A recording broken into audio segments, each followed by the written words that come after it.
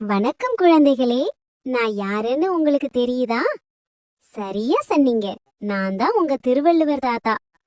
இன்றைக்கு ஒரு குறள் பாப்போமா?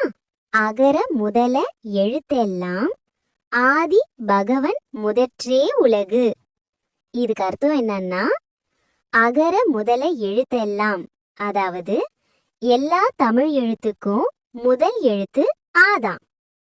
ஆதி பகவன் முதற்றே உலகு. இந்த உலகத்துக்கும் ஒரு ஆரம்பம் இருக்கு.